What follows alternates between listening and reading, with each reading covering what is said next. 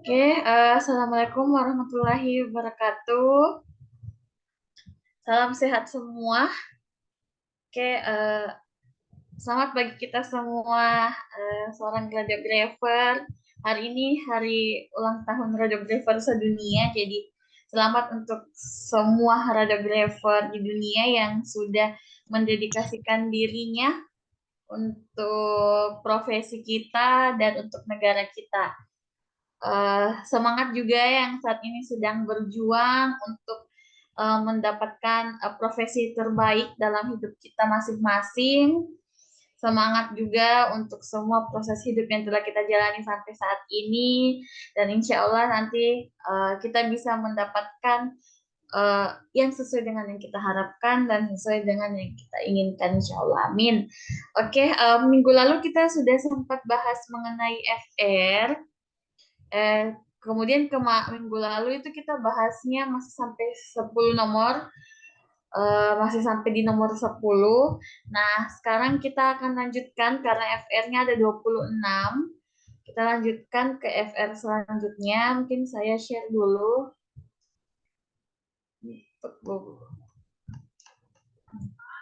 Di FR-nya itu di sini ada 26 ya. Ada 26 FR. Minggu lalu kita sudah bahas 10 FR. Selanjutnya kita bahas lagi sisanya ya, 16 FR lagi.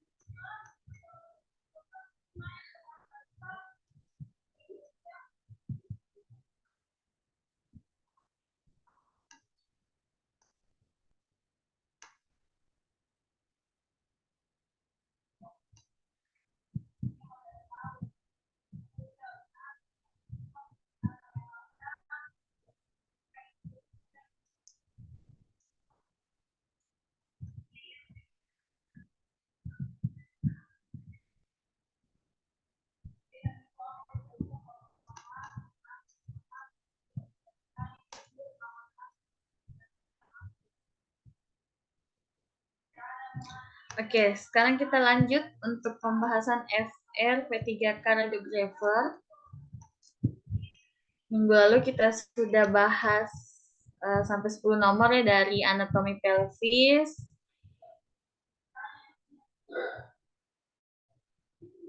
kemudian CPTMJ,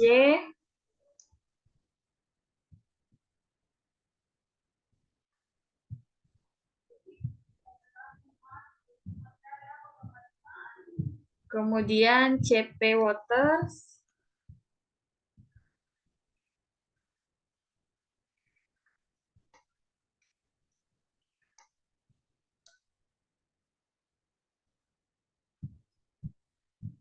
kemudian proyeksi PTC, kasus obstruksi jaundice. Ini.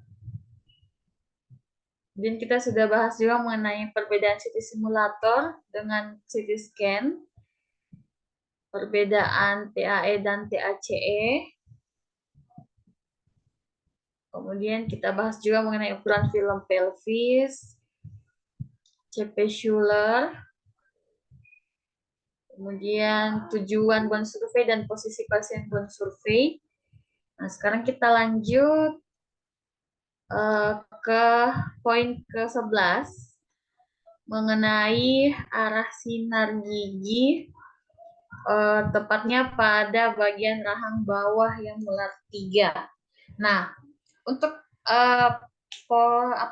untuk proyeksi khusus untuk pemeriksaan gigi, jadi pada pengambilan gambar khususnya pada molar, mandibular, film itu ditempatkan pada film holder dengan orientasinya itu horizontal. Nah, pusat sinar harus tegak lurus dengan aksis panjangnya gigi. Nah, sentral dari sinar X itu berada di daerah apikal dari gigi yang bersangkutan kira-kira 1 cm di atas basis mandibula. Nah, ini kita harus hati-hati menempatkan film karena tepi yang tajam dapat menyebabkan ketidaknyamanan pada dasar mulut yang sensitif. Kurang lebih gambarannya seperti ini, jadi mungkin lebih efektif untuk mendapatkan gambaran molar. kita posisikan seperti ini. Untuk posisi peletakannya, karena dia di mulat ketiga, berarti memang peletakan film itu mulat tiganya pas di tengah-tengah filmnya. Kurang lebih kalau untuk hasil radiografinya nanti akan menampakkan interdental central bone-nya, terus pharyngetrabecular, kemudian ada developing molarnya, kemudian ada inferior dental kanalnya. Kurang lebih nanti gambarannya seperti ini. Kemudian untuk pada pengambilan gambar molar maksila ada juga penempatan seperti ini. Jadi film itu ditempatkan pada film holder, kemudian dalam orientasi horizontal. Nah, molar kedua ini terletak di tengah film dengan pusat sinar X-nya itu tegak lurus terhadap film. Nah, sentral dari sinar X itu berada di bawah sudut luar mata ke daerah tengah pipi. Jadi gambaran radiografinya itu akan diperoleh mahkota dan apikal dari molar pertama, kedua, dan ketiga. Kurang lebih posisinya seperti ini. Jadi dia posisinya dari atas, kemudian nanti dia tetap pada posisi horizontal. Gambarannya kurang lebih seperti ini untuk mendapatkan gambaran molar 3. Jadi tadi yang satunya seperti ini gambarannya, yang dari sisi bawah, kemudian dari sisi atasnya seperti ini. Oke, next kita ke FR nomor 12. Di situ CP proyeksi tone. Nah, kalau proyeksi tone metode atau apiaksial ini memang deskripsinya ya, meskipun metode tone ini menunjukkan keadaan umum, di mana pada tahun 1912 itu Gracie mempresentasikan deskripsi pertamanya, di mana proyeksi apiaksial tulang kranium. Nah, tahun 1926, Alshul itu merekomendasikan dengan tekanan dagu dan CR-nya langsung melewati foramen magnum dengan sudut 40 derajat ke kaudal. Nah, tahun ini merekomendasikan bahwa dengan tekanan dagu, CR langsung MSP itu dari titik 3 inci atau 7,5 cm di atas alis ke foramen magnum. Jadi Ton tidak spesifik memberikan sudut CR-nya, tapi tentu saja ini akan tergantung pada kelenturan leher. Kurang lebih asal mulanya seperti itu sehingga menemukan posisi yang terbaik yaitu proyeksi tahun. Nah, kalau untuk proyeksi tahun, teknik pemeriksaannya itu sendiri, di mana dari persiapan alatnya itu, persiapan pada alat atau bahan yang akan digunakan pada saat pemeriksaannya antara lain ada pesawat sinar X yang sudah diatur faktor eksposinya, baik tegangan tabung, arus tabung, waktu, dan sebagainya. Kemudian kaset dan film yang sesuai dengan daerah yang akan diperiksa. Jadi nanti harus disediakan terlebih dahulu kaset yang akan digunakan, marker, dan alat fiksasi. Kemudian kalau untuk posisi pasiennya, untuk proyeksi tone itu, pasien dalam keadaan supine atau duduk tegak bisa. Kemudian pusatkan MSP tubuh ke garis tengah grid. Kemudian tempatkan lengan dalam posisi yang nyaman dan atur bahu untuk dibaringkan dalam bidang horizontal yang sama. Kemudian untuk pasien hiperkenik itu dalam posisi duduk tegak jika memungkinkan. Jadi kalau untuk pasien yang hyperkenik ya boleh diposisikan dalam posisi duduk tegak. Kemudian bila ini tidak memungkinkan untuk menghasilkan proyeksi yang diinginkan pada bagian oksipital, asal di mana penyudutan CR-nya itu mengarah ke kaudal dengan mengangkat kepala dan mengaturnya dalam posisi horizontal. Stewart itu merekomendasikan sudutnya 40 derajat. Proyeksi occipitofrontal ditemukan oleh Haas dan dapat digunakan dalam proyeksi apiaksial pada pasien hiperkenik. Nah, untuk metode Haas ini memang kebalikan dari proyeksi tone ini ya, tapi memberikan hasil yang sebanding. Jadi banyak pertimbangan-pertimbangan dari posisi pasien tersebut, baik dari segi pemeriksaan tone ataupun dari pemeriksaan metode Haas position. Kemudian kalau khusus ke posisi objeknya, jadi kalau untuk posisi objek, atur pasien sehingga MSP-nya itu tegak lurus dengan garis tengah kaset. Kemudian fleksikan leher secukupnya, jadi garis orbitomeatal itu tegak lurus ke bidang film. Kemudian, bila pasien tidak dapat memfleksikan lehernya, aturlah sehingga garis infraorbitomeatalnya itu tegak lurus dan kemudian menambah sudut CR 7 derajat. Nah, untuk memperlihatkan bagian occipitobasal atur posisi film sehingga batas atas terletak pada puncak kranial. Jadi pusatkan kasus pada foramen magnumnya. Nah, untuk membatasi gambaran dari dorsumnya itu dan petrous piramidnya, atur kaset sehingga titik tengahnya itu bertepatan dengan CR. Nah, kemudian periksa kembali posisi dan imobilisasi kepala dan bisa tahan napas pada saat ekspos. Kemudian, nah untuk kalau FFD-nya itu bisa 96 cm bisa 100 sampai 100. Kemudian kalau arah sinar itu central ray-nya untuk pemeriksaannya itu arahkan CR-nya ke foramen magnum dengan penyudutan mengarah ke kaudal itu 30 derajat ke garis orbitomeatal atau 37 derajat ke garis infraorbitomeatal.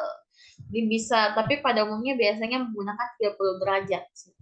Kemudian kalau CP-nya diarahkan menuju ke MSP dengan titik kira-kira 2 sampai 2,5 inci atau 6 cm di atas dari glabella dan diarahkan ke pertengahan film. Nah, kalau untuk struktur gambar dan kriteria gambar yang masuk nantinya, ya berarti untuk struktur gambar yang tampak, proyeksi ini menunjukkan gambaran yang simetris dari petrous piramid, kemudian bagian posterior, kemudian foramen magnum, tulang occipital, dan bagian posterior tulang parietal. Nah, untuk proyeksi dorsum dan prosesus clinoid serta foramen magnum itu juga tetap akan nampak di gambar. Kemudian proyeksi ini juga digunakan untuk mempelajari tomografi telinga, kanal wajah, terus foraminal jugular dan foramina rotundum. Nah, kalau untuk kriteria gambarnya jarak dari batas lateral tengkorak ke tepi lateral foramen magnum itu sama kedua sisinya. Kemudian petrous piramid itu sama kedua sisinya dan dorsum itu dan prosesus clinoid posterior tampak dalam foramen magnum. Dan tulang occipital dan foramen magnum itu harus tampak jelas di situ. Kurang lebih untuk kriteria gambar proyeksi tone-nya seperti itu. Kemudian kita selanjutnya ke nomor 14. Nomor 14 itu mengenai fungsi arteri forehead. Nah, jadi di sini kurang lebih gambarannya seperti ini untuk arteri forehead. Oke, jadi forehead arteri ini memang merupakan instrumen bedah yang penting ya yang digunakan untuk mengontrol aliran darah selama berbagai prosedur medis dilakukan. Nah, biasanya memang tersedia dalam berbagai tipe, bentuk, ukuran, dan masing-masingnya itu memang dirancang untuk aplikasi yang spesifik.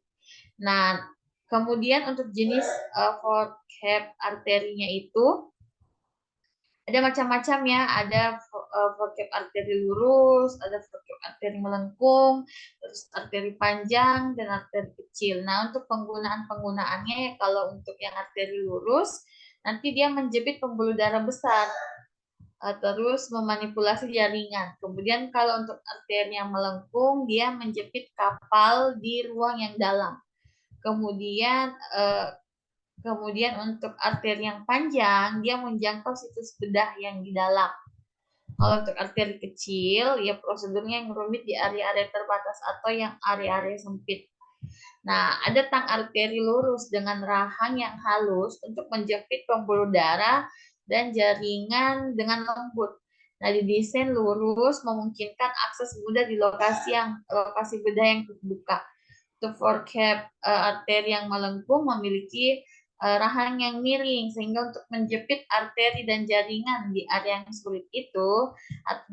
sulit dijangkau itu seperti rongga tubuh bagian dalam. Jadi rahang yang melengkung itu memberikan visibilitas dan kontrol yang lebih baik.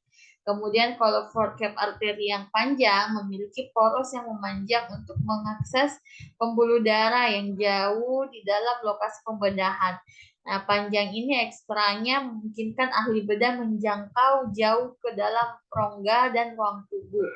Kemudian untuk forecap arteri kecil yang memiliki rahang yang halus dan runcing untuk pekerjaan presisi di ruang terbatas seperti prosedur neurologis dan vaskular. Jadi memang memiliki banyak macam-macam ya untuk jenis-jenisnya.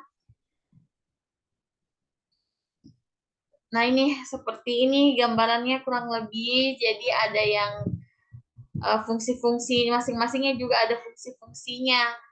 Kalau ratchet itu mekanisme pengunciannya yang mengamankan rahang dalam posisi tertutup untuk menjaga tekanan konstan pada pembuluh darah yang terjepit. Jadi hal ini memungkinkan penjepitan hands free kurang lebih seperti itu. Jadi bisa menjepit tanpa ada lagi tangan yang mengganggu. Kemudian kalau untuk model yang rahang itu ujung yang berfungsi menekan jaringan atau pembuluh darah. Nah, rahang itu bisa lurus atau melengkung, halus atau bergerigi, itu tergantung.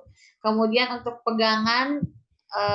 pegangannya itu dirancang secara ergonomis untuk kenyamanan dan kontrol saat menjepit. Jadi pegangan pegas itu memberikan ketegangan.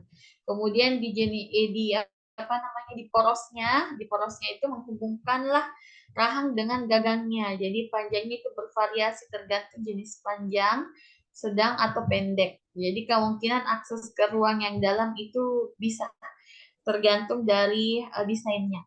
Kalau untuk di bagian kuncinya itu, jadi kuncinya itu memang mengait atau tekik yang menjaga rahang tetap tertutup saat diputar. Jadi dirilis saat pegangan itu dikompresi. Kemudian untuk giginya, di bagian gigi, rahang itu bergerigi memiliki gigi kecil di situ untuk mencengkram jaringan dan pembuluh darah yang licin dengan aman. Nah, rahang yang halus itu tidak terlalu menimbulkan trauma. Kemudian di bagian tip itu ujung halus yang memungkinkan pembedahan dan memanipulasi pembuluh darah dan jaringan halus secara tepat. Kurang lebih gambarannya seperti ini. Contoh-contohnya model-modelnya, jadi model-modelnya tergantung dengan jenis-jenis dan kita menggunakannya di mana seperti itu.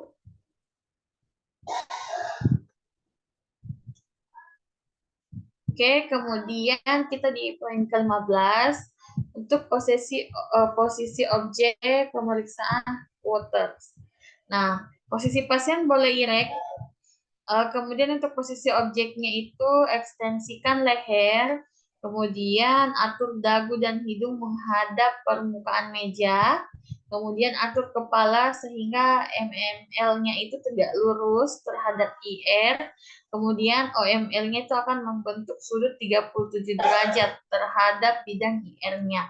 Kemudian instruksikan pada pasien untuk boleh membuka mulut, boleh tidak, tergantung dari jenis pemeriksaannya. Terus pergerakan pada kepala dan MML itu menjadi tidak tegak lurus lagi nanti.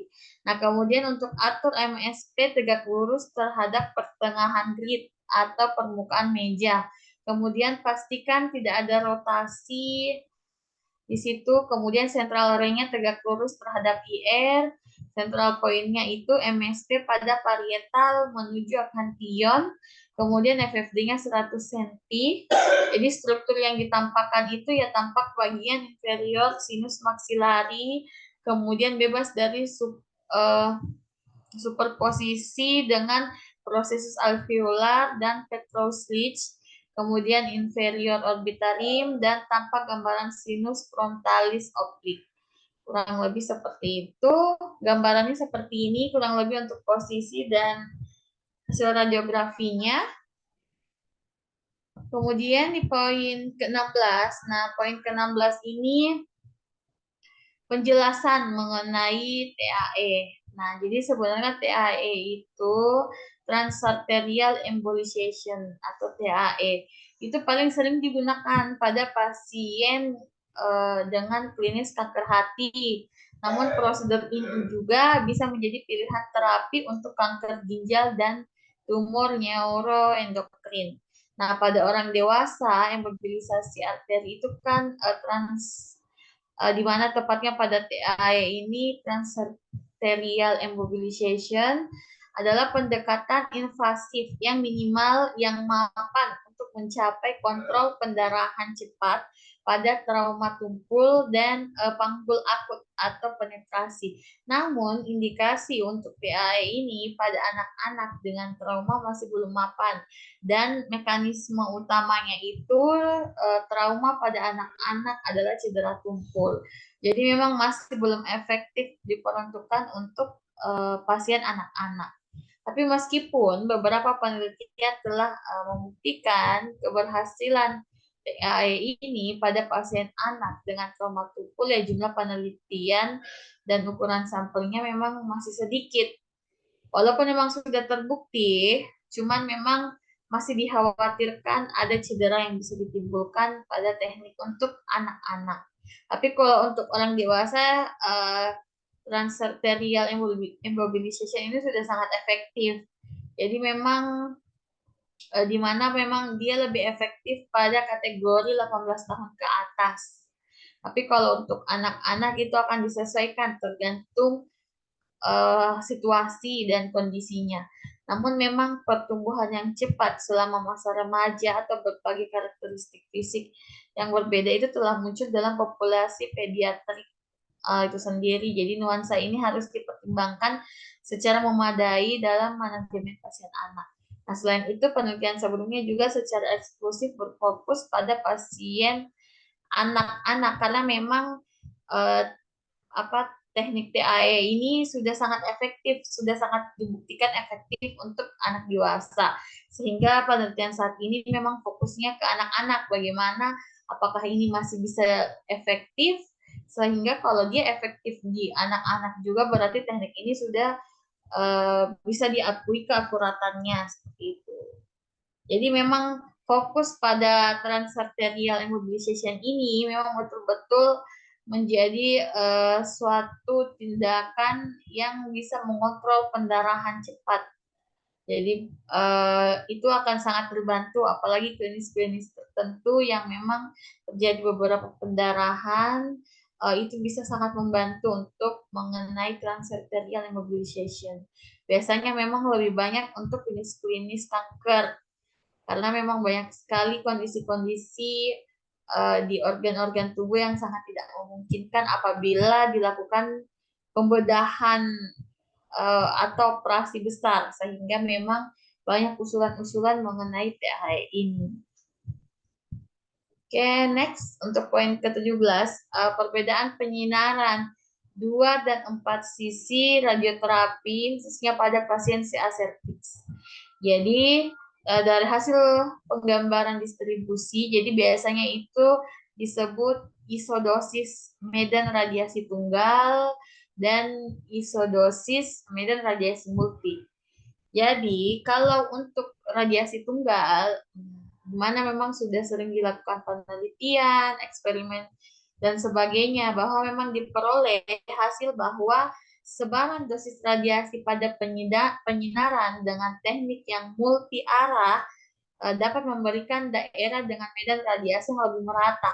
Jadi tentunya sebaran dosis yang diterima oleh sasaran atau tumor yang akan diperiksa itu akan lebih efektif dengan lebih meratanya dosis radiasi yang diterima pada sasaran. Maka memang yang paling efektif penyinarannya yaitu yang 4 sisi atau isodosis medan radiasi yang multi. Jadi di mana kalau sebaran dosis pada tumor bila penyinarannya itu menggunakan teknik penyinaran tunggal akan tidak merata karena dengan medan radiasi tunggal itu tidak ada satu daerah yang memiliki sebaran dosis yang merata. Jadi dia hanya fokus ke satu titik untuk penyinaran yang tunggalnya. Sedangkan kalau sebaran dosis pada tumor dengan menggunakan teknik penyinaran multi arah, di mana dari hasil simulasi yang diperoleh itu lebih merata. Untuk medan ganda ada daerah dengan radiasi yang bahkan sebesar 120% sampai 130%, dan untuk 3 medan yang diperoleh ada wilayah dengan radiasi merata sekitar 170% peningkatan peningkatan ratanya. Nah, untuk dosis yang diberikan pada salah satu sisinya yaitu memang akan lebih memberikan kerataan untuk radiasi yang keluar. Jadi memang apabila radiasi lebih merata ya tentunya memang sebaran dosis yang diterima oleh sasaran itu akan jauh lebih efektif. Kan lebih cepat juga pastinya. Seperti itu. Jadi itu perbedaan penyinaran 2 dan 4 sisi radioterapi. Biasanya tergantung dari isodosis medan radiasinya. Oke, selanjutnya di poin 18. Nah, untuk proyeksi PTC atau biasa percutaneous transhepatic cholangiografi. Nah, PTC ini persiapan pasiennya itu di mana pasien puasa 5 jam sebelum pemeriksaan dimulai, kemudian pemeriksaan darah dan urin itu lengkap, kemudian pemeriksaan fungsi hati, kemudian buang air kecil sebelum pemeriksaan. Kalau untuk foto pendahuluan, nah foto pendahuluannya itu pemotretan di daerah abdomen dengan kuadran kanan atas itu sebelum dilakukan pemasukan media kontras. Nah, adapun tujuan dari pemotretan foto pendahuluan ini adalah melihat persiapan penderita, menilai kelainan, kemudian kelainan-kelainan anatomi dari organ-organ atau dari traktus biliaris, kemudian menentukan pemakaian proyeksi dan faktor eksposi. Selanjutnya, proyeksi yang digunakan adalah foto pendahuluan ini dengan proyeksi AP. Nah, kalau untuk proyeksi AP di foto pendahuluan, di mana posisi pasiennya itu berbaring terlentang dengan kedua tangan berada di atas dada dan di bawah kedua lutut diberi ganjalan. MSP tubuh diatur pada pertengahan meja. Kemudian untuk posisi objek, atur abdomen pada pertengahan kaset, batas atasnya itu processus sipoideus, dan batas bawahnya itu symphysis pubis. Untuk arah sinarnya, vertikal tegak lurus pada pertengahan kaset, setinggi pertengahan kedua krista iliaka. Kalau untuk eksposinya itu pasiennya ekspresi lalu tahan napas. Kemudian untuk foto pos penyuntikan media kontras, bisa proyeksi yang digunakan itu foto AP, posisi pasiennya berbaring terlentang dengan kedua tangan berada di atas dada dan di bawah kedua lutut itu diberikan jalan, MSP tubuhnya itu di atas di pertengahan meja. Posisi objek itu atur abdomen pada pertengahan kaset dengan batas atas processus sipoideus dan batas bawah itu symphysis pubis. Kalau arah sinarnya sama, vertikal tegak lurus pada pertengahan grid setinggi pertengahan kedua krista iliaka. Kemudian eksposinya itu bisa ekspresi dan tahan napas. Tapi biasanya juga ada permintaan khusus, biasanya ada RAO atau RPO, nanti itu akan disesuaikan saja dari kondisi pasien dan dari permintaan foto biasanya. Ada proyeksi-proyeksi tambahan. Tapi kalau untuk proyeksi yang harus dilakukan tetap harus ada proyeksi AP, foto pendahuluan dan foto post kontras. Kemudian poin ke-19 itu proyeksi RPG. Nah, kalau untuk pemeriksaan RPG ini sebenarnya untuk persiapan pasiennya itu mirip-mirip dengan pemeriksaan BNOIVP ya, untuk persiapan. Jadi di mana hasil ureum dan kreatininnya memang harus normal.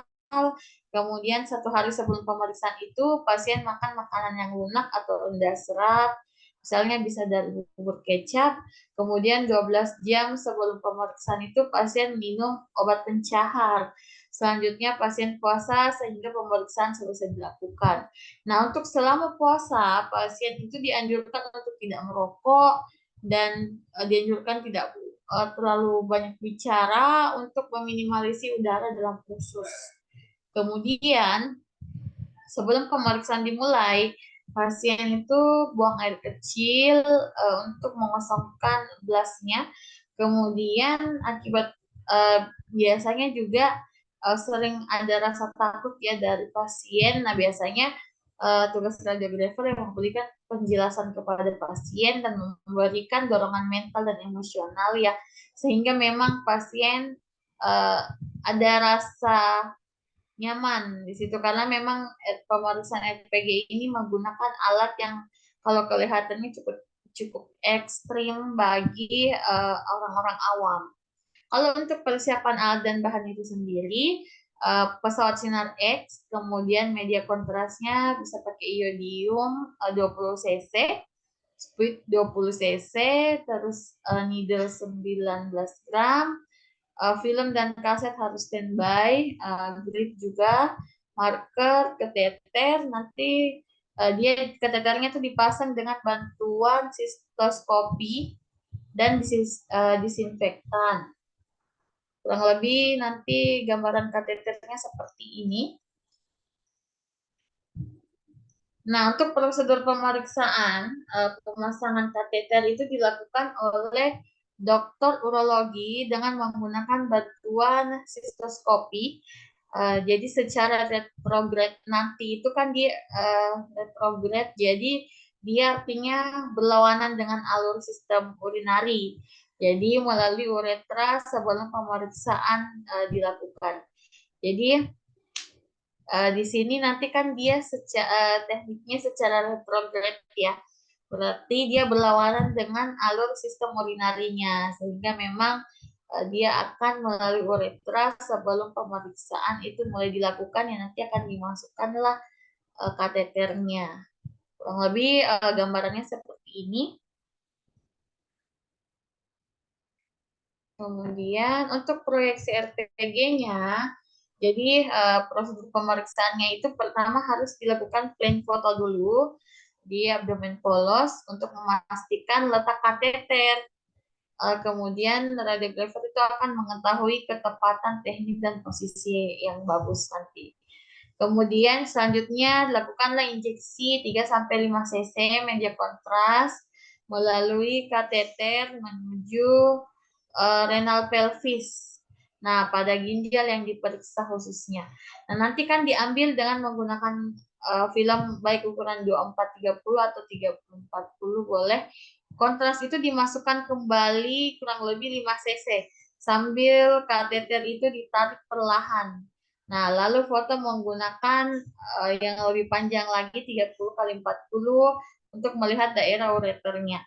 Nah, kemudian kontras dimasukkan sampai habis sambil ditarik, diperkirakan kontras itu habis dan kateter itu dilepas. Foto diambil dengan menggunakan film yang panjangnya 30 kali 40. Kurang lebih hasil radiografinya seperti ini. Kemudian kita masuk ke proyeksi APG, poin ke-20. Nah, kalau proyeksi APG, persiapan pemeriksaannya itu di mana dia pasien untuk persiapannya pasien akan puasa. Kemudian untuk persiapan alat dan bahan ya media kontras iodium 50 cc, cairan NaCl-nya itu 100 cc, kemudian spuitnya itu 50 cc, needle-nya 19 gram, terus menggunakan handspoon, ada klem, ada plester, ada alkohol dan betadine, kemudian ada has, ada pesawat, kaset, dan film. Nah, untuk prosedur pemeriksaannya, jadi kateter yang telah terpasang diklem, kemudian selang yang menghubungkan dengan urin itu dicabut. Kemudian kontras media itu disiapkan untuk mencampurkan media kontras dan NaCl dengan perbandingan 1:3. Kemudian, sebelum pemasukan media kontras dilakukan, lakukanlah blend foto dengan kaset yang sudah disediakan untuk orientasi ginjalnya. Kemudian, masukkanlah media kontras yang sudah diencerkan melalui kateter yang langsung terhubung dengan pelviokalis. Ya, kurang lebih gambarannya nanti akan seperti ini. Nah, untuk proyeksinya ada AP, ada oblik. Nah, untuk prosedur pemeriksaannya, kateter yang telah dipasang, diklem, kemudian selang yang terhubung dengan urin itu nantinya akan dicabut dan kontras media yang disiapkan itu akan mencampur media kontras dan NaCl dengan perbandingan 1:3. Sebelum pemasukan media kontras dilakukan, ya lakukanlah plan foto. Kemudian untuk pemasukan media kontras, ya pasti nanti akan terhubung kateternya dengan pelviokalisis. Kemudian terdapat 3 seri pemotretan dengan menggunakan kaset 30x40. Fotonya itu pertama fokus pada renogram dan pelviokalisil system. Nah, foto kedua itu fokus pada ureter bagian proksimal dan pelviokalisil system. Foto ketiga fokus pada ureter distal dan vesika urinaria. Untuk foto keempat, foto terakhir itu dibuat untuk melihat sekresi ginjalnya. Jadi memang akan ada beberapa kali ekspos untuk proyeksi APG, ada sampai 4 kali ekspos di situ dengan kriteria-kriteria masing-masing, di mana di masing-masing foto itu harus menampakkan lebih jelas gambaran-gambaran anatomi yang diinginkan. Kemudian untuk teknik pemeriksaan proyeksi APG ini, di mana proyeksi AP supine itu, posisi objeknya itu MSP sejajar dengan pertengahan baki. Kemudian kedua tangan itu di samping tubuh. Kemudian untuk central ray-nya itu tegak lurus terhadap IR. Central point-nya itu MSP setinggi krista iliaca. Kemudian FFD-nya 100 cm. Untuk kriteria evaluasinya itu di mana tampak gambaran abdomen dengan batas bawah film itu mencakup tepi atas simfisis pubis. Kemudian untuk foto simetris ditandai dengan kolumna vertebral lumbalis itu terproyeksi pada pertengahan film. Kemudian tampak kontur ginjal kiri dan kanan, kemudian tampak muskulus psoas lain kiri dan kanan, kemudian kedua dinding lateral abdomen itu tidak terpotong, kemudian bila bisa mencakup kedua diafragma. Nah, untuk proyeksi AP obliknya, posisi pasiennya itu semi supine, kemudian untuk posisi objeknya berarti atur tubuh pasien sehingga membentuk sudut 45 derajat terhadap meja pemeriksaan. Kemudian tekuk lutut yang jauh dari meja pemeriksaan, luruskan kaki yang dekat dengan meja pemeriksaan. Tangan yang dekat dengan meja pemeriksaan itu gunakan sebagai ganjalan kepala yang jauh dari meja pemeriksaan. Diletakkan di depan tubuh boleh. Kemudian untuk central ray-nya tegak lurus terhadap IR. Kemudian central point-nya 5 cm medial dari sias dan 1,5 inci atau 3,8 cm di atas krista iliaca. Untuk FFD-nya 100 cm, kriteria evaluasinya pelvis kalis itu tampak terisi kontras, kemudian posisi obliknya itu juga digunakan untuk mengetahui ada atau tidaknya kondisi patologis pada ureter dengan perubahan posisi. Kurang lebih seperti itu. Kemudian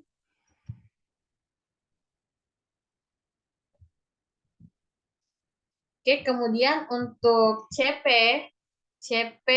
poin ke-21 itu CP abdomen AP.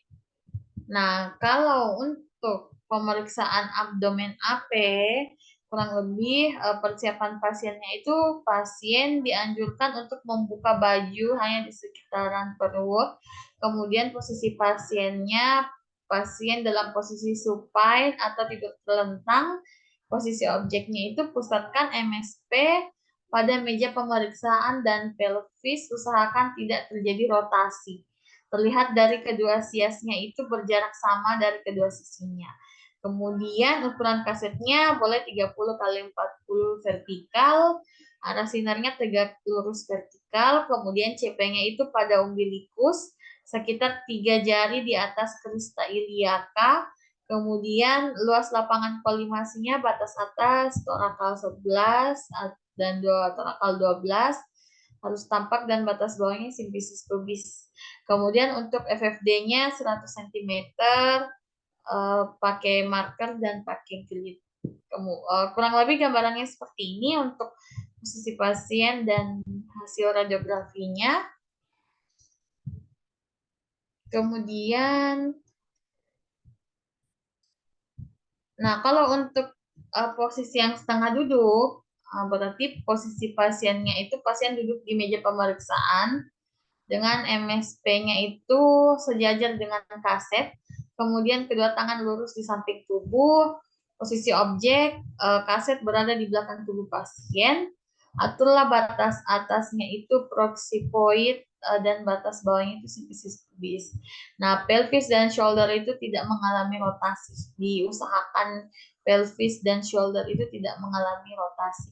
Kemudian ukuran kaset 30 kali 40 vertikal, arah sinarnya tegak lurus horizontal, kemudian CP-nya itu pada umbilikus atau 3 jari di atas krista iliaka, kemudian FFD-nya 100 cm, luas lapangan kolimasi batas atas torakal 11-12 dan batas bawah simfisis pubis. Kurang lebih gambar posisinya seperti ini dan hasil radiografinya. Kemudian untuk poin ke-22, yang ditanyakan CP abdomen LLD.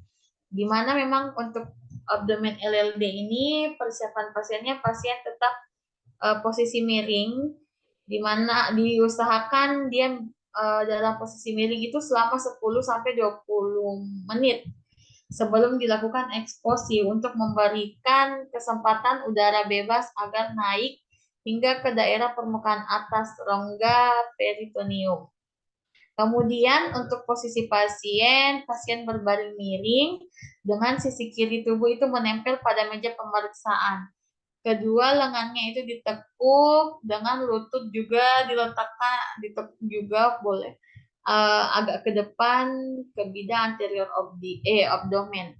Kemudian untuk posisi objeknya itu kaset dan gerit itu dengan ukuran sesuai dengan kebutuhan dipasang di belakang punggung secara vertikal dan diganjal agar posisinya itu terfiksasi.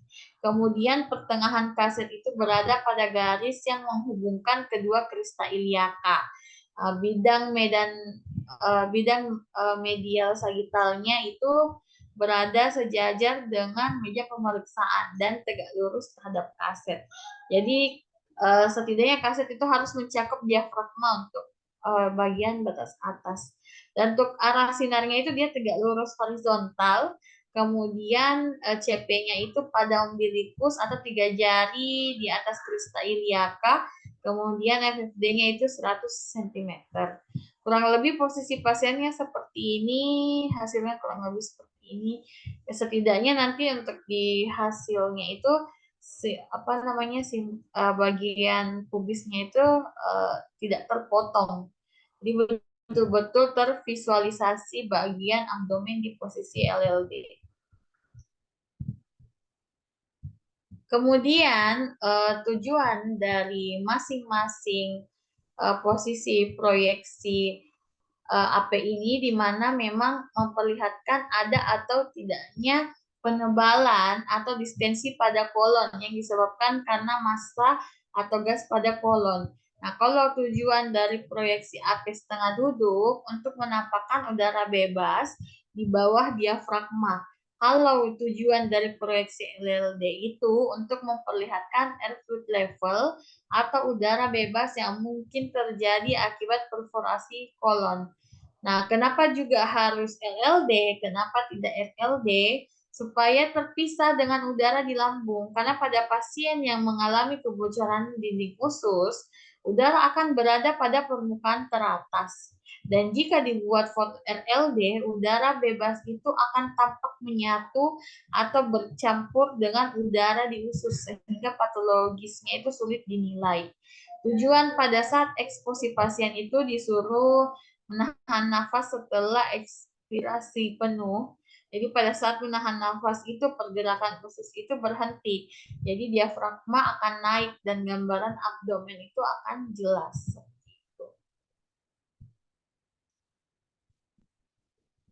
Oke, sekarang untuk proyeksi mamografi. Nah, di poin ke-23. Poin 23 proyeksi mamografi. Jadi proyeksi mamografi pertama proyeksi sisi. Jadi untuk proyeksi sisi ini di mamografi prosedurnya untuk proyeksi kraniokaudalnya, di mana pada waktu melakukan mamografi pasien tidak boleh memakai deodoran pada ketiak, terus atau bedak pada ketiak dan sekitaran payudara. Kemudian pasien tidak memakai perhiasan atau logam dan baju di atas pinggang. Kemudian pasien akan mengenakan pakaian khusus atau tidak. Itu nanti akan tergantung dari apa yang disediakan di rumah sakit. Kemudian pasien akan berdiri di depan mesin sinar X mamografi, kemudian meletakkan payudaranya di antara dua bidang atau tempat kaset dan alat kompresi. Kemudian bidang ini kemudian menekan payudara untuk meratakannya. Jadi ada kompresi nanti untuk menekan agar payudaranya itu rata. Kemudian mamogram screening itu memakan waktu sekitar 15 menit dari awal sampai akhir. Kemudian untuk kompresi payudara, jadi kompresi payudara memang merupakan faktor penting dalam optimalisasi mamografi. Karena itu merupakan hal yang wajib dilakukan, di mana ada pun yang perlu diperhatikan dalam hal pengoperasian objek mamai adalah keadaan fisik pasien. Jadi memang kegunaan kompresi ini yaitu untuk memberikan keseluruhan gambaran dari mamainya. Jadi kalau dikompresi otomatis akan terklasifikasi keseluruhan dari mamai, sehingga memang begitu penting adanya kompresi. Cuman kompresi ini harus kita sesuaikan dengan keadaan fisik pasien. Kadang biasanya kalau pasien yang terkena kanker, apalagi yang sudah stadium 3 sampai 4 itu kan memang sudah ada kondisi-kondisi, ada nanah atau ada luka terbuka dan luka sebagainya yang memang sangat tidak efisien kalau dilakukan kompresi yang sangat keras. Jadi itu nanti akan disesuaikan dengan kondisi fisik pasien. Kalau pasiennya dalam kondisi fisik yang tidak memungkinkan untuk dikompresi, ya jangan dipaksakan agar tidak terjadi kondisi yang membahayakan seperti itu. Nah, untuk kraniokaudal ini, sisi ini proyeksionnya di mana harus menunjukkan bagian medial dari payudara dan sebanyak mungkin bagian lateral dari payudara. Nah, tampilan proyeksi sisi ini yang benar dapat menunjukkan otot pektoral pada pinggiran posterior dari payudara dan mengindikasikan bahwa payudara itu sudah diposisikan sejauh mungkin. Kurang lebih gambarannya seperti ini untuk posisinya, untuk model kompresi, dan untuk hasil radiografinya. Kemudian ada satu lagi biasanya untuk proyeksi mamografi, itu ini, proyeksi medio lateral oblik atau MLO.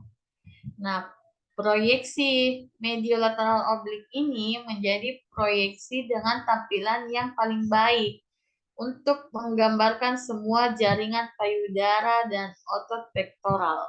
Jadi tabung sinar X itu harus diputar 50 derajat. Pada kebanyakan wanita ya kaset diposisikan paralel dengan otot pektoral. Jadi sudutnya itu dapat diatur tergantung tinggi badan dan berat badan pasien yang diperiksa. Cuman memang posisi ini agak sedikit ekstrim karena dia akan memposisikan sesuai dengan bentuk tubuh. Jadi memang gambaran hasil radiografinya akan tervisualisasi bentuk normalnya payudara seperti itu. Jadi dia memang betul-betul divisualisasikan dengan teknik mediolateral oblik seperti itu. Kurang lebih gambarannya seperti ini. Jadi nanti pas arahnya itu nanti akan mengikut dari posisi dan arahnya pasien. Dan dikompresi kurang lebih hasilnya akan seperti ini. Kemudian untuk poin ke-24, anatomi mamografi. Kurang lebih untuk gambaran anatomi mamografi seperti ini. Jadi baik di MLO maupun di CC, jadi gambarannya itu ada intercostal musculus, terus ada pectoralis, kemudian glandular tissue, ada nipple, areola, terus lactiferous ductus, subcutaneous fat, terus ada skin, ada retromammary fat. Kurang lebih seperti ini untuk gambaran hasilnya baik dari CC maupun MLO. Itu untuk gambaran anatomi. Kemudian poin ke-25 ada anatomi abdomen. Kurang lebih anatomi abdomennya seperti ini, ada liver, right kidney, terus hepatic flexura, ada psoas musculus, ascending colon, terus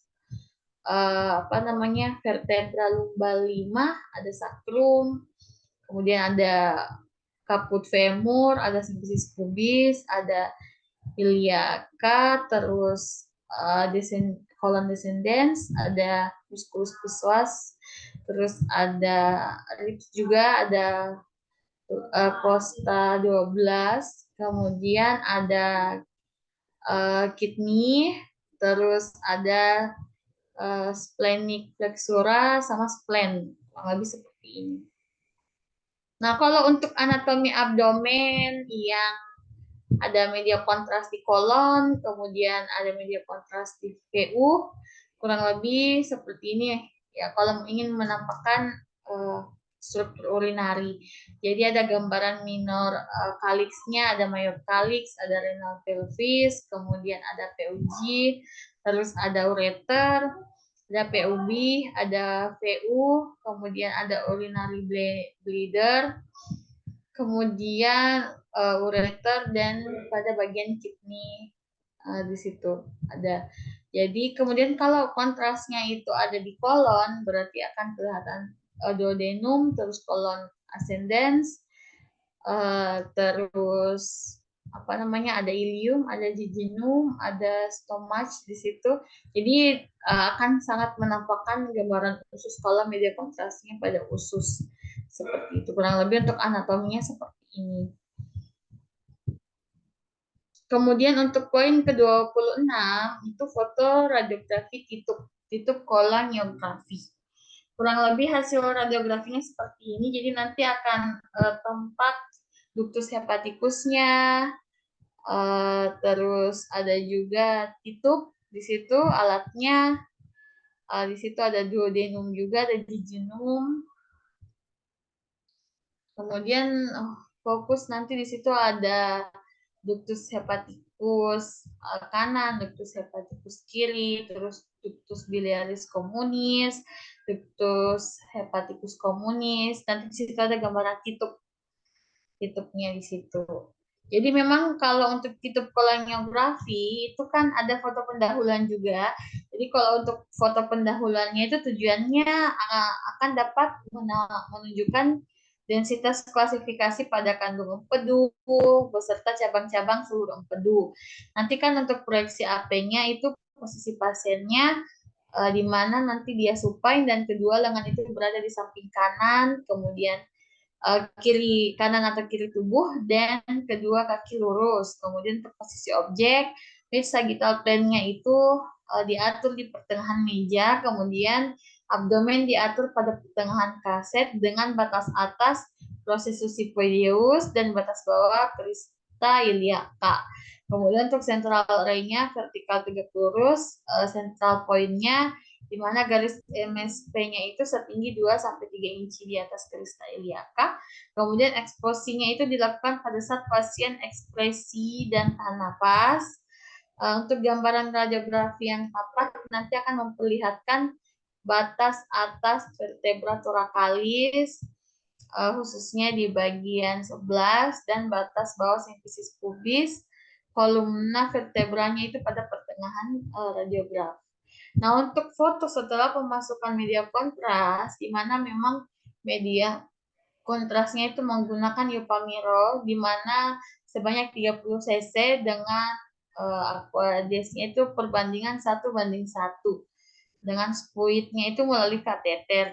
Nah, untuk proyeksi PA itu pos pemasukan media kontras, posisi pasiennya nanti dia prone atau telungkup di atas meja pemeriksaan.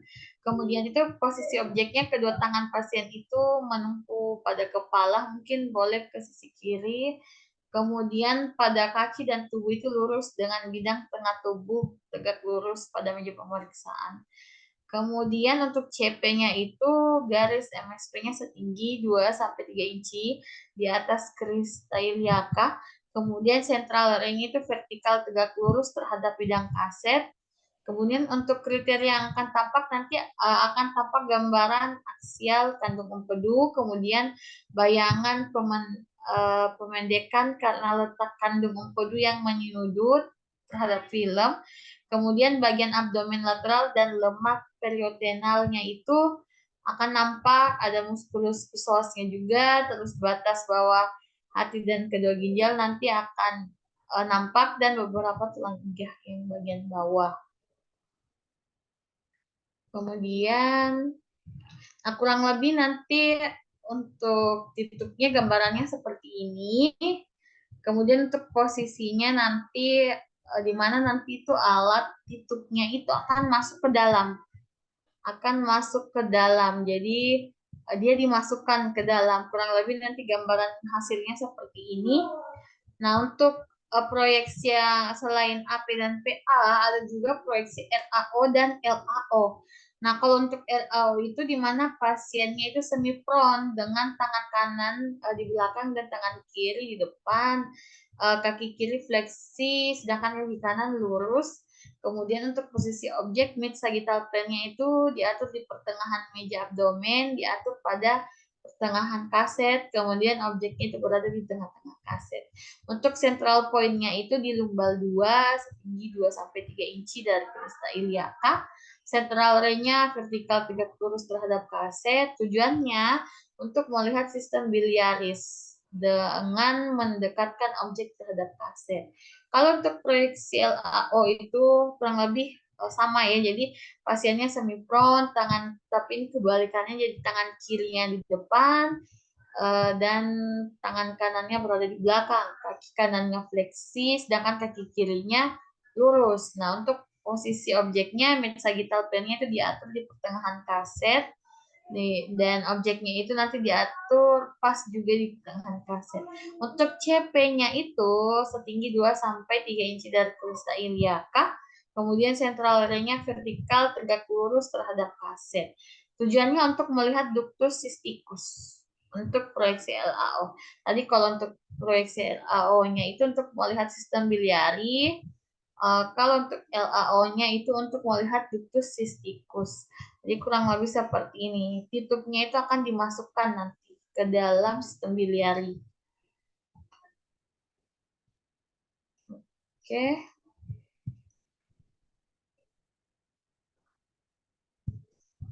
Oke, kurang lebih untuk pembahasan FR-nya kita sudah sampai di poin ke-26, di mana sudah kita bahas 10 sebelumnya di minggu lalu dan 16 selanjutnya tadi. Kurang lebih ini silahkan kita sudah menjawab untuk FR-nya.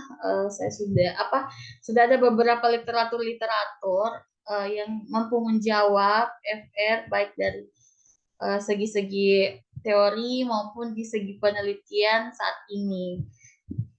Oke.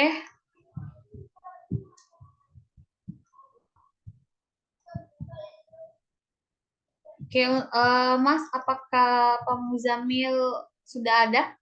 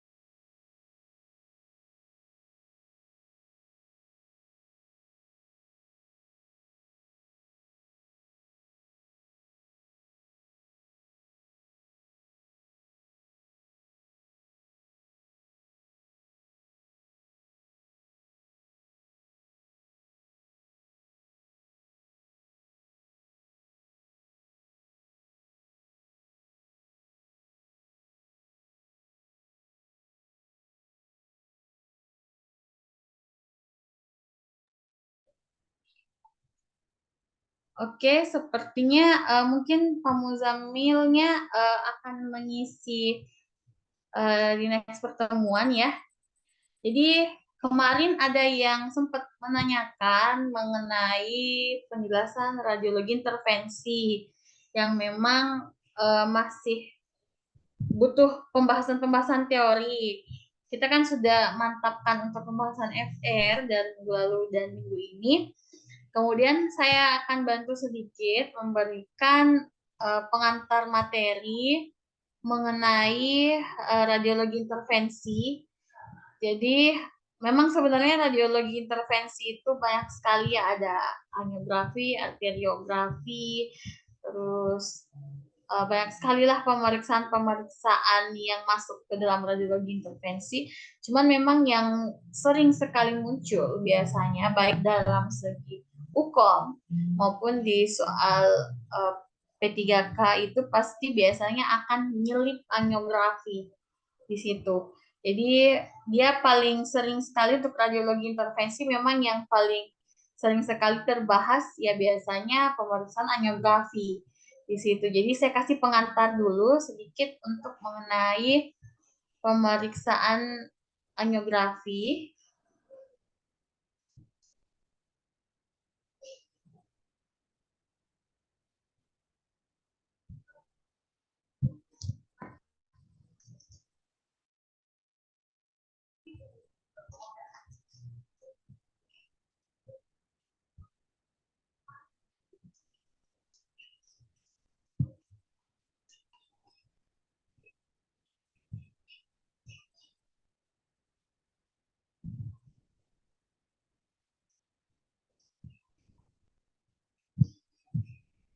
Oke, kita bahas mengenai angiografi, teknik radiografi.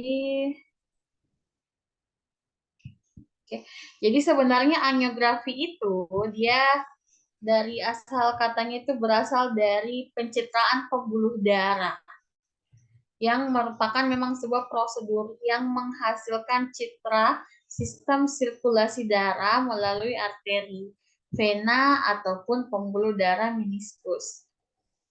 Nah, untuk pertama kali memang diperkenalkan oleh neurofisiologis yang memang menghasilkan di mana menghasilkan X-ray contrast image itu pada tumor karsinogenik dengan penyumbatan pada cerebral serta vena. Nah, angiografi ini memang betul-betul membantu treatment neurological dan heart disease. Jadi karena extraordinary invention ini nanti kan memang betul-betul menyelamatkan jutaan nyawa. Sehingga memang diterbitkanlah pemeriksaan khusus untuk angiografi.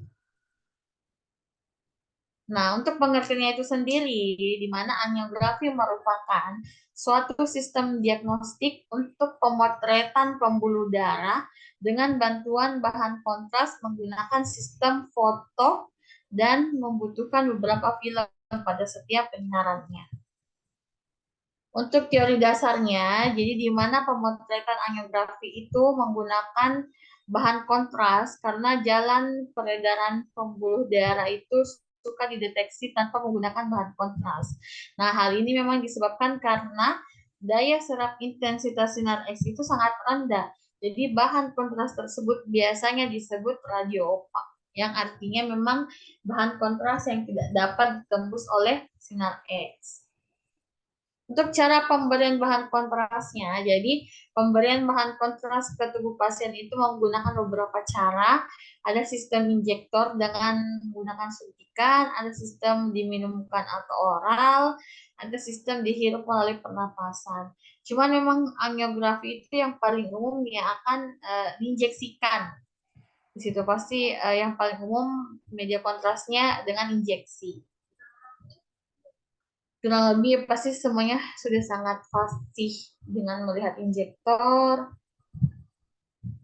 ini. Kemudian, nah di pemeriksaan angiografi itu ada beberapa fase, di mana atau tahap ya. Tahap pertama itu di persiapan pasien. Tahap persiapan pasien. Jadi memang di persiapan pasien harus ada informed consent dulu. Harus jelas informasi ke pasien, baik mengenai tindakan-tindakannya nanti, dan setelah pemeriksaannya. Kemudian untuk setup tray-nya ya berarti ada banyak sekali ya, ada hemostat, ada prep sponge, ada larutan antiseptik, ada siring, ada needle lokal anestesi, ada basin, ada medicine cup, ada sterile drape, ada handuk, ada band, ada steril image dan intensifier cover.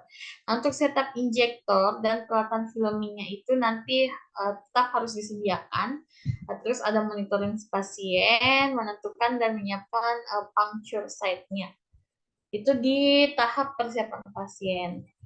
Nanti untuk pemasukan needle-nya kurang lebih seperti ini tahapnya. Jadi memang pertama itu di mana insertion of needle-nya dimasukkan dulu, kemudian dipastikan kalau sudah ada darah yang keluar berarti dia sudah masuk di situ, dia sudah masuk ke pembuluh darah. Kemudian nanti sisa disambungkan terus dipijat sedikit untuk memastikan bahwa di situ kateternya sudah masuk ke dalam.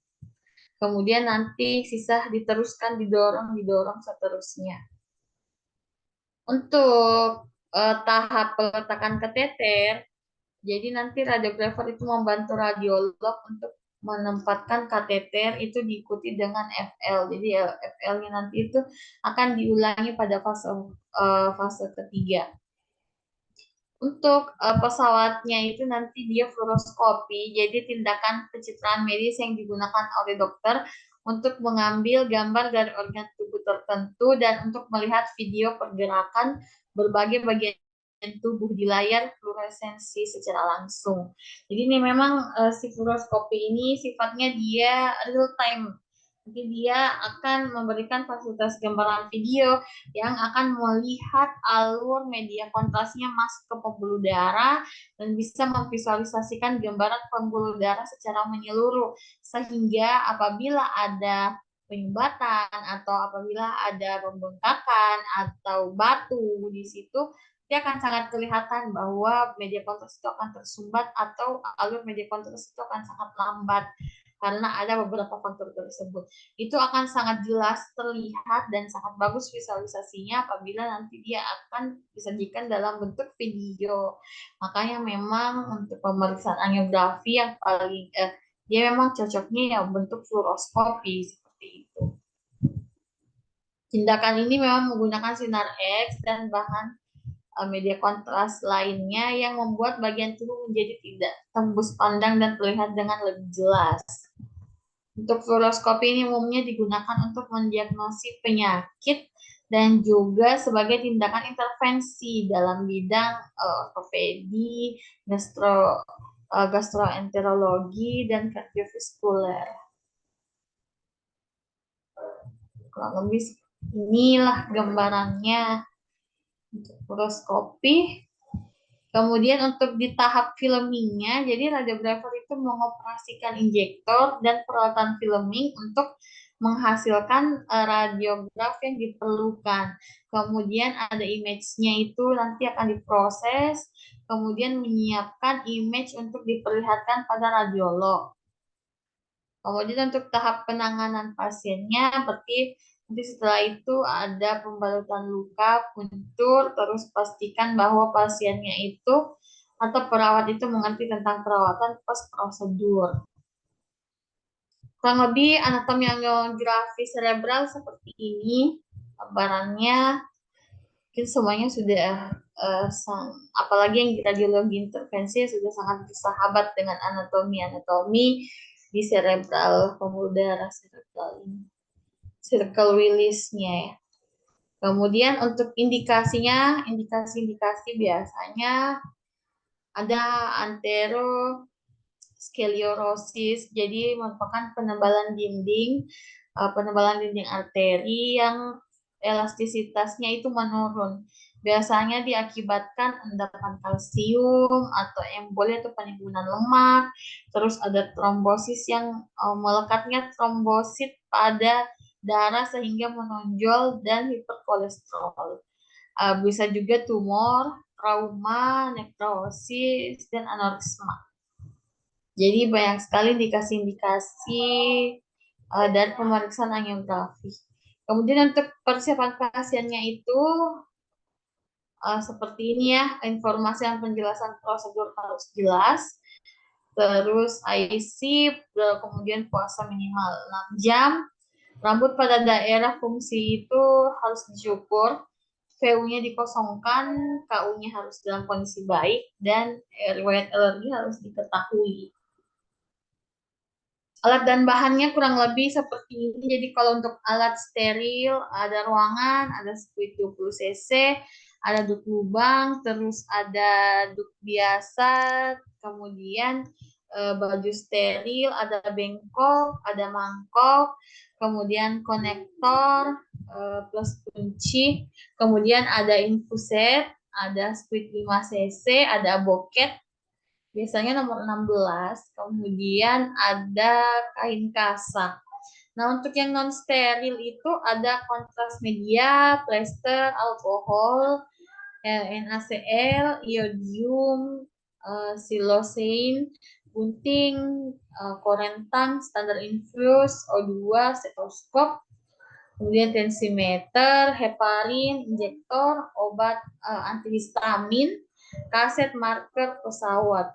Jadi memang banyak sekali alat yang dan bahan harus disediakan untuk pemeriksaan angiografi, baik dari alat yang steril maupun alat non steril. Untuk teknik pemeriksaan fungsinya, jadi teknik pemeriksaan fungsi langsung, pasien memang akan terlentang, punggungnya itu diganjal, dan kepala itu diturunkan hingga denyutnya itu teraba, ya di ACC-nya itu akan teraba, dan lakukan anestesi lokal. Nanti kan fungsi leher pada jadi nanti pastikan fungsi leher pada perabaan denyut nadi, di mana arteri karotis komunisnya itu di bawah bifurkasio jarum aboket. Untuk fungsi menembus dinding anterior posteriornya di pembuluh darah itu nanti tarik perlahan-lahan sampai darah memancur lancar. Kalau untuk seatnya itu nanti didorong ke lumen arteri dan mandarin ditarik keluar. Kemudian sambung seatnya dengan lower lock. Kemudian kontrasnya itu kurang lebih 8-10 cc. Jadi sini memang injeksi cepat. Sinar X-nya nanti ke arah glabella sudut 27 sampai 30 derajat dengan vertikal kraniokaudal. Nah, di pemeriksaan angiografi itu ada 3 fase biasanya yang paling akrab, di mana fase arteri, fase kapiler, dan fase vena. Kalau untuk fase arteri, biasanya itu 1-3 detik setelah penyuntikan. Kemudian masuk ke fase kapilernya 3-4 detik. Kemudian masuk ke fase vena 4-12 detik. Jadi biasanya ditandai fase-fase pemasukan media kontrasi itu ada 3, yaitu fase arteri 1-3 detik setelah penyuntikan, kemudian fase kapiler 3-4 detik, kemudian setelah itu fase vena 4-12 detik. Itu biasanya ditandai di situ. Oke, untuk teknik pemeriksaan yang tidak langsung, jadi nanti fungsi itu pada arteri femoralis dengan jarak aboket 16-18 gitu, nanti setelah anestesi lokal dan insisi. Kemudian nanti akan dimasukkan guide wire-nya itu ke lumen arteri femoralis ke arah proksimal. Lalu ditarik aboketnya, kemudian ditarik keluar. Nanti kan setelah ditarik, nanti akan memasukkan kateter melalui guide wire. Lalu ditarik, kemudian guide wire-nya itu keluar dan sambung pangkal kateter dengan lower lock. Nanti dorong kateter mencapai ke arteri karotis komunis. Disuntik kontrasnya itu, injeksi kontrasnya kurang lebih 8-10 dengan injeksi cepat. Untuk proyeksi yang digunakan, angiografi cerebral, di mana proyeksi aksialnya itu AP tone, terus ada proyeksi lateral, kemudian ada proyeksi AP supraorbital, ada proyeksi supraorbital oblik, dan ada proyeksi transorbital AP.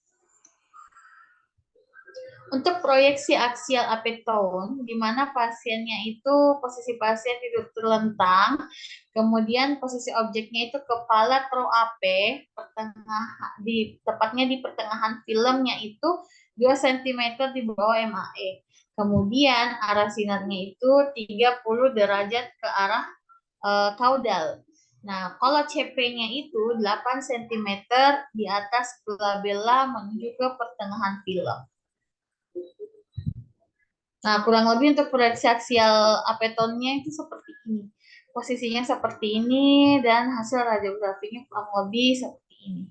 Jadi kelihatan di situ untuk right vertebral artery injection, di situ memang akan sangat kelihatan. Kemudian proyeksi lateral. Kalau proyeksi lateral itu posisi pasiennya dia tidur terlentang. Kemudian posisi objeknya itu kepalanya pro-AP, MSP terhadap kaset, dan IOML-nya itu tegak lurus juga terhadap kaset. Kalau central point-nya itu 2 cm di depan MAE dan 2 cm superior aurika. Kalau arah sinarnya itu horizontal, tegak lurus. Kurang lebih seperti ini gambaran posisi sama hasil radiografinya di situ. Jadi memang left internal carotid arterinya itu kelihatan sekali di situ. Kemudian proyeksi AP supraorbital. Nah, untuk proyeksi AP supraorbital, posisi pasiennya itu tidur terlentang, kemudian posisi objeknya itu kepala pro-AP, pertengahan filmnya itu 2 cm di atas MAE, kemudian arah sinarnya 10-20 derajat ke arah kaudal, CP-nya itu di atas supraorbita dengan margin menuju Petrous Ridge. Nah, kurang lebih nanti posisi dan hasil radiografinya seperti ini. Nanti akan sangat kelihatan left common carotid arterinya atau left arteri carotis communis. Itu akan sangat kelihatan di proyeksi AP supraorbitalnya. Kemudian kelihatan juga di situ arterial fase circulation-nya. Jadi nanti posisinya akan seperti ini, di posisi AP supraorbital. Kemudian proyeksi supraorbital oblik. Nah, kalau proyeksi supraorbital oblik, posisi pasien itu tidur terlentang, terus posisi objeknya dari posisi AP, kepala dimiringkan sebesar 30 sampai 40 derajat menjauhi sisi yang diinjeksi.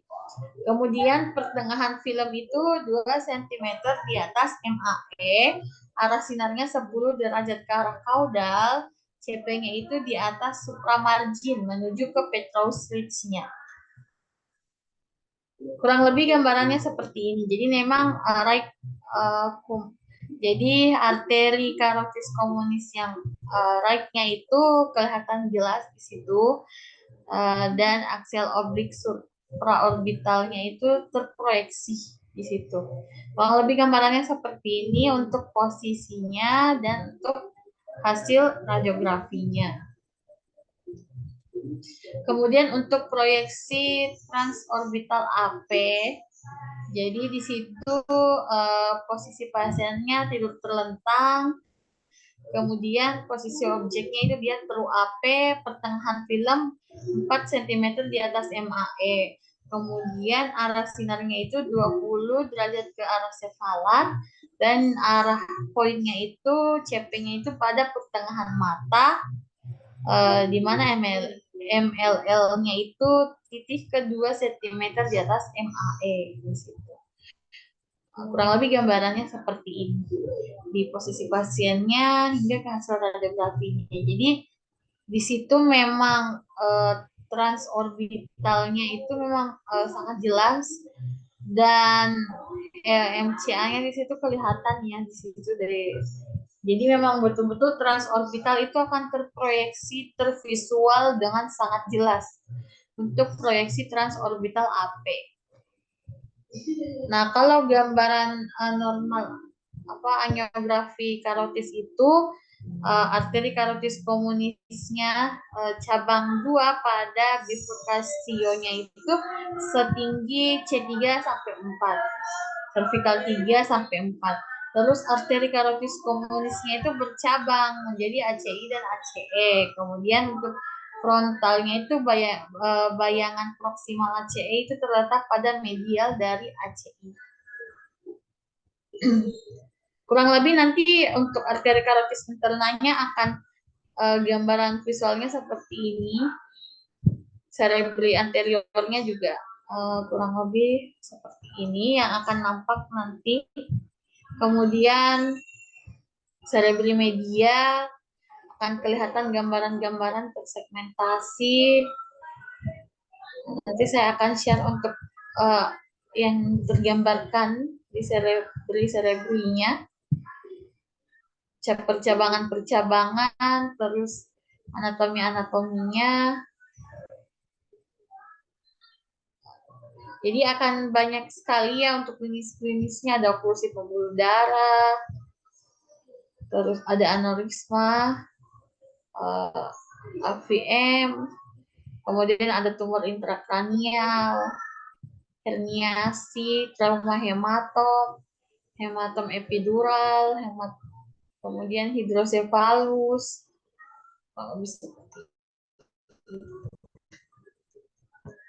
sama satu lagi pengantarnya tadi angiografi. Sekarang itu arteriografi. Sebenarnya kalau angiografi, arteriografi tidak begitu jauh ya untuk segi visual, baik dari segi persiapan alat dan bahan.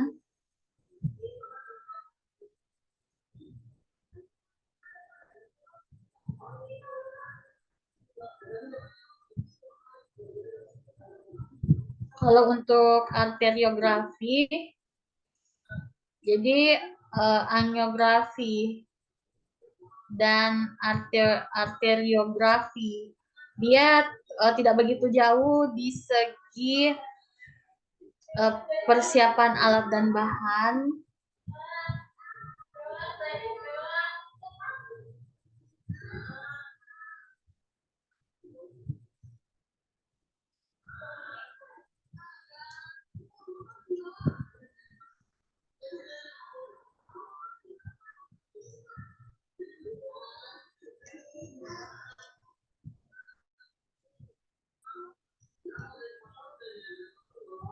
Oke, sekarang kita ke arteriografi.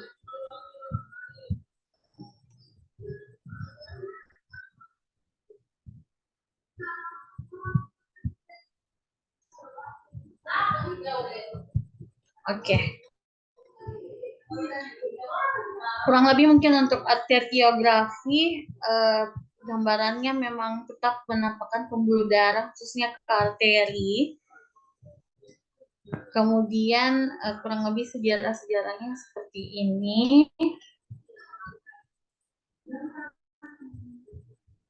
Nah, biasanya dia melekat di DSA ya, Digital Subtraction Angiography. Jadi gambarnya itu diolah secara digital agar hanya pembuluh darah yang terlihat jelas. Jadi memang subtraksi itu dia mengekstrak gambaran, jadi nanti yang terlihat jelas itu hanya gambaran pembuluh darahnya saja.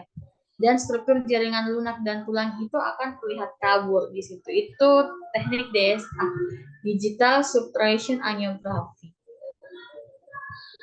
Kalau untuk kontraindikasi pemeriksaan arteriografi, jadi pasiennya itu kontraindikasi apabila pasien tidak stabil atau tidak kooperatif, terus disfungsi multisistem vitalnya itu memang betul-betul mengalami fase disfungsi, kemudian ada infark akut dan aritmia jantung, ada gangguan keseimbangan elektrolit, alergi kontras, ada gangguan ginjal, koagulopati, terus sulit berbaring, kemudian pasca pemeriksaan barium dan mengalami kehamilan. Jadi memang banyak kontraindikasi pada pemeriksaan arteriografi.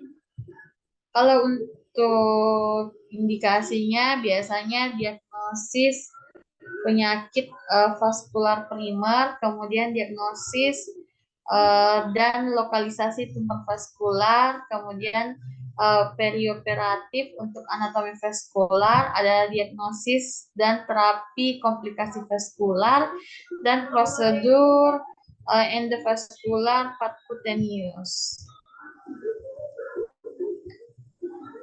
Untuk alat dan bahannya, guide wires. Jadi nanti guide wires-nya itu memposisikan kateter selektif, terus penggantian kateter, kemudian pemilihan tergantung anatomi atau pengalaman, jenisnya itu ada ujung lurus, ada G-shape wire. Nah, seperti ini gambaran guide wire. Jadi ada yang melengkung, ada yang setengah melengkung, kemudian ada yang lurus. Untuk alat dan bahan, untuk kateter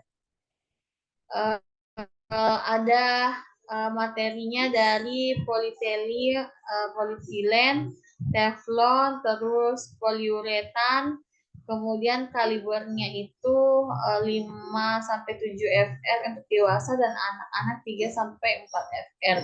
Kalau panjangnya yang cukup terlalu panjang sulit memberikan sulit manipulasi juga ya kalau dia terlalu panjang. Kalau lubang di tepi kateter itu untuk ortografi, arteri pulmonali, vena cavografi, terus untuk konfigurasi ujung kateter itu nanti ada pigtail untuk ortografi, terus ada arteri pulmonalis dan vena cava. Untuk alat dan bahannya itu jarum Seldinger. Kurang lebih gambarannya seperti ini untuk jarum Seldinger. Untuk kateter, nanti kateter selektif. Jadi kateter endolnya itu di mana ada RC1, RC2, itu tergantung yang mana arteriografinya yang akan kita lihat. Kurang lebih seperti itu. Nah, ini kalau untuk pixel atau strike-nya itu gambarannya seperti ini kurang lebih. Kemudian ada multipurpose-nya. Nanti jadi semua nanti ini akan disesuaikan tergantung dari pemeriksaannya, nanti lokasinya di mana, nanti akan berbeda-beda untuk dari segi-segi kateter. Kemudian untuk cerebral kurang lebih gambarannya akan seperti ini, terus pulmonari seperti ini. Nah, kalau untuk visceralnya seperti ini ya gambarannya kurang lebih. Nah, ini untuk pediatric angiografi, untuk simple kateter, juga model yang curved kateter. Nih untuk ujung-ujung nanti. Nah, ini alat dan bahan, jadi nanti memang vascular introducernya itu kurang lebih gambarannya seperti ini, terus kemudian membran nanti akan disesuaikan di mana lokasi letak kasusnya. Producers. Untuk media kontras, alat dan bahan media kontras, jadi nanti dia non-ionik, osmolalitasnya rendah dan menurunkan efek samping. Kemudian ada monomernya itu non-ionik, kemudian dimer non-ionik juga, konsentrasi iodiumnya seperti ini kandungannya. Kemudian untuk alat dan bahannya kurang lebih gambarannya seperti ini. Oke, kemudian nah ini kurang lebih gambaran ruangan dari angiografi ya. Jadi di sini gambaran angiografinya di mana ruangan pemeriksaan di sini ya kurang lebih seperti ini, tervisualisasi seperti ini. Jadi memang kelihatan kalau di ruangan angiografi ya kelihatan cukup seram ya kalau orang awam melihat. Jadi biasanya memang untuk pasien-pasien angiografi, arteriografi ya memang harus mendapatkan penjelasan yang jelas dan lengkap mengenai kondisi di ruangan nanti, mengenai alat dan bahan yang akan digunakan, mengenai tindakan-tindakan ya pasien memang harus tahu. Biar nanti pada saat masuk ke ruangan atau pada saat dilakukan pemeriksaan itu tidak ada kekhawatiran lebih atau ketakutan yang lebih karena memang sebelumnya dia sudah mendapatkan penjelasan di situ. Oke, next untuk tekniknya nanti ada fungsi jarum dengan perkutan, terus ada kateterisasi melalui arteriotomi, kemudian ada digital subtraksi, arteriografi intravena, kemudian ada kateterisasi arteri perkutan yang sering digunakan. Untuk persiapan, jadi ada informed consent, anamnesi, kemudian pengecekan darah rutin, ureum, puasa 8 jam sebelum pemeriksaan, kemudian infuse NaCl, terus ada antibiotik, premedikasi nanti. Nah, ini lokasi fungsi ya dari lokasi pemasukan. Jadi nanti fungsinya nanti itu ada dari arteri brachialis, terus ada dari arteri karotis, kemudian nanti fungsinya ada dari arteri radialis dan arteri femoralis. Nanti tergantung dari kondisi pemeriksaan dan letaknya nanti. Jadi di situ beberapa metode pemasukan media kontrasnya di situ. Tapi biasanya mungkin lebih banyak di arteri femoralis ya. Kemudian untuk prosedur transfemoralnya, nah nanti persiapannya itu sterilisasi daerah tindakan, kemudian monitor jantung dan tanda vital, kemudian cek tempat fungsi dengan fluoroskopi ya, terus anestesi lokal 2%, kemudian insisi kulit 3 mm, kemudian bebaskan jaringan dengan klemnya. Nah, kurang lebih nanti pemasukannya akan seperti ini. Oke, jadi teknik Seldinger-nya untuk fungsi femoralnya akan seperti ini. Nanti akan dimasukkan di arteri femoralis, kemudian nanti needle-nya akan masuk. Nanti sama dengan yang saya jelaskan tadi di angiografi. Jadi arteriografi kurang lebih untuk pemasukannya akan seperti ini juga. Kemudian, nah untuk prosedur transfemoral arterinya itu, fungsi di arteri femoralis nanti dia single atau double wall jarum, disesuaikan saja, kemudian nanti tetap pakai fluoroskopik. Terus pancaran arteri, masukkan dilator dan introducer sheet-nya, kateterisasi, terus konfirmasi posisi ujung kateter dengan fluoroskopi, kemudian heparin drip-nya. Nah, kalau untuk fungsi brachial, tadi kan fungsi femoralis, ini fungsi brachial. Jadi nanti kalau untuk brachial, nanti dia dari arteri brachialis nanti masuk ke arteri subclavia, kemudian ke arteri vertebralis nanti di situ. Nanti di alur media kontrasnya nanti pemasukannya di situ kalau fungsi brachialis. Kemudian, nah kalau pasca tindakan nanti kompresi di tempat fungsi kurang lebih 20 menit, bed rest-nya 8 jam, cek darah, tusukannya itu nanti ada fase-fase untuk pasca tindakan. Untuk komplikasi, jadi ada beberapa ya, untuk komplikasi-komplikasi bisa menimbulkan pendarahan, terus AV fistula, terus trombosis vaskular, stenosis, intramural, injeksi kontrasnya, kerusakan saraf dan sebagainya, memang akan bisa ada komplikasi-komplikasi.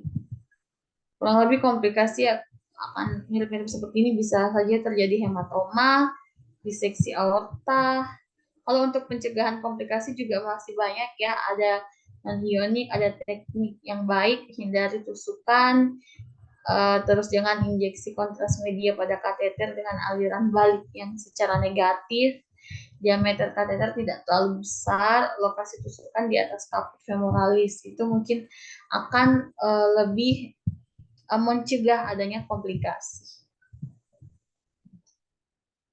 Nah, kalau untuk anatomi-anatomi atau percabangan-percabangan dari artus aorta yang ditampakkan, memang nanti di sini ada arteri anonima ya. Di sini nampak sekali di sini gambarannya, di mana memang di situ akan ada arteri subclavia kanan, terus ACC, arteri carotis communis, ada arteri vertebralis kanan, ada arteri subclavia kiri, arteri vertebralis kiri, arteri carotis communis kiri, ACI dan ACI.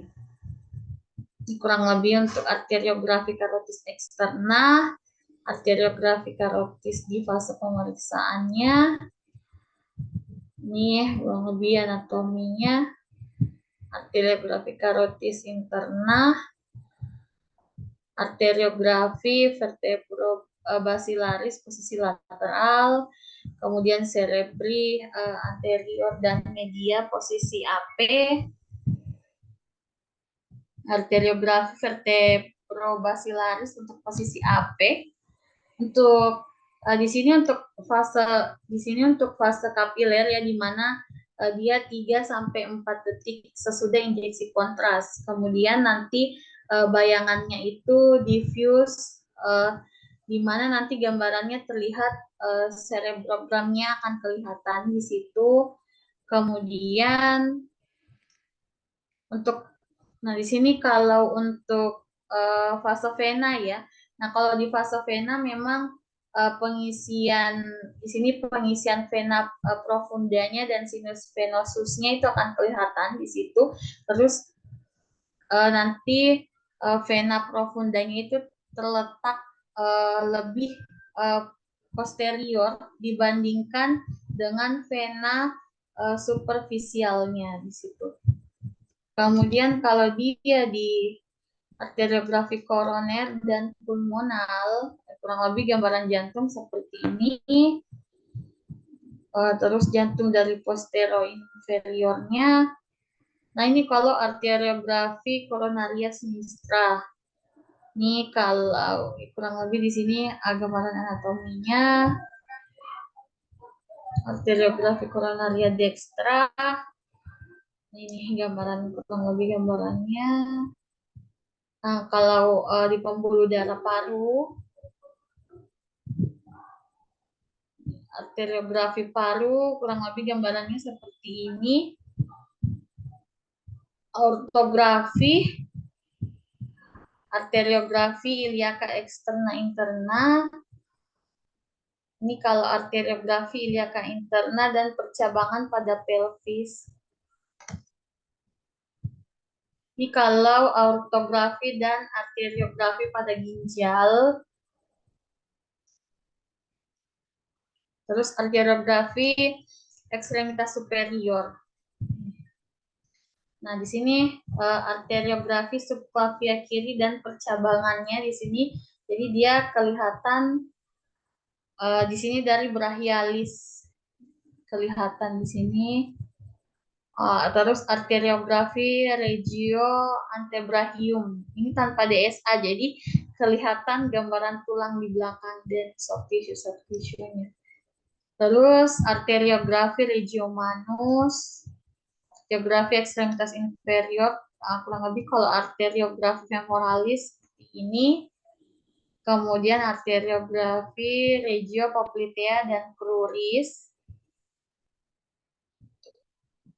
Jadi di sini arteriografi regio poplitea dan cruris di sini. Kemudian nih arteriografi regio cruris distal dan pedis di sini kelihatan di sini kelihatan gambarannya dia tidak pakai DSA ya. Dia tidak ada digital subtraction angiografi di sini, jadi kelihatan gambaran tulang-tulang dan soft tissue-nya masih sangat jelas. Ini kalau gambaran CT angiografi ya, kelihatan di sini. Jadi visualnya di sini untuk CT angiografi. Jadi kalau CT angiografi di sini memang sudah lebih tervisual dengan sangat baik ya, khususnya di bagian cervicalis. Ini. Nah, kalau MRI angiografi, MRI ya, MR angiografi, kurang lebih gambarannya seperti itu. Malam bahas angiografi dan arteriografi kayaknya sangat nge-fresh otak ya. Tapi tidak apa-apa, ini kan bisa nge-fresh kembali teori-teori, apalagi yang sudah sering berada di radiologi intervensi. Saya yakin pasti sudah sangat bersahabat dengan kondisi-kondisi seperti itu, dengan anatomi pembuluh darah, dengan tindakan-tindakannya, tindakan intervensi, terus dengan berbagai penguasaan teknik dan sebagainya, ya pasti akan sangat fasih dan sangat terbiasa di situ. Cuman memang kadang juga kalau berada dalam kondisi tekanan atau berada dalam ujian ya memang kadang tiba-tiba ya kita tidak menutup kemungkinan itu kadang kalau nervous atau kita grogi ya biasanya apa yang kita tahu tiba-tiba ngeblank, biasanya seperti itu. Jadi kita harus belajar untuk mengkontrol kontrol rasa grogi kita, rasa ketakutan kita, rasa nervous kita. Karena kadang kalau nervous yang berlebihan atau grogi kita berlebihan, kadang bisa membuyarkan konsentrasi. Biasanya kita harusnya sudah tahu, kita sudah fasih dengan teknik tersebut, tiba-tiba karena kita grogi, kita nervous, ya tiba-tiba biasanya buyar konsentrasi. Jadi kita harus juga, selain kita memantapkan bekal ilmu yang ada, ya kita juga harus belajar untuk menenangkan diri, untuk memusatkan kembali konsentrasi kita, untuk memusatkan kembali fokus kita, di mana tujuan kita harus ada di depan mata. Tujuan kita harus ada di depan mata pokoknya. Jadi tujuan saya jauh lebih besar dibanding rasa takut saya. Fokus saya tujuan saya lebih besar sehingga saya tidak mau fokus saya terbuyarkan. Saya tidak mau hal-hal tersebut bisa menghalangi misalnya. Jadi kalau kita sudah pemikirannya seperti itu, pokoknya semuanya kita harus lalui, pokoknya apa yang ada di depan mata, pokoknya kita hantam saja soalnya. Pokoknya kita yakin kita bisa jawab dengan benar sesuai dengan target yang kita inginkan. Insya Allah saya yakin hasilnya akan sesuai juga dengan apa yang kita harapkan. Jadi hindarilah rasa ketakutan-ketakutan. Insya Allah pasti kalau kita sudah tenang, pokoknya ditenangkan diri 1 hari sebelum ujian, 2 hari sebelum ujian, pokoknya itu harus tenang. diri, tidak boleh banyak sekali pemikiran-pemikiran saya takut tidak lulus, saya takut saya takut inilah, saya takut itu. Hindari perasaan seperti itu. Saya yakin kalau positive vibes, pemikiran kita positif, pasti juga insya Allah hasilnya akan positif juga. Insya Allah kami yakin sama-sama kita bisa lalui sama-sama. Nanti saya akan share untuk penjelasan lengkap FR-nya. Saya akan share materi-materi, ada di bio grup juga. Saya share untuk materi-materi sudah saya kumpulkan, saya masih kelompok-kelompokkan berdasarkan seri-seri yang ada. Nanti silahkan dilihat-lihat materinya, nanti mungkin bisa dibaca-baca. Nanti oke. Semangat semua, sampai ketemu lagi di pertemuan selanjutnya. Tetap jaga kesehatan, tetap pokoknya jangan sampai sakit, jangan lupa sering minum vitamin dan makan yang bernutrisi dan sebagainya. Oke, sampai ketemu semua. Terima kasih banyak, semangat ya. Oke, mungkin lebih dan kurangnya mohon dimaafkan. Billahi taufiq wal hidayah. Wassalamualaikum warahmatullahi wabarakatuh.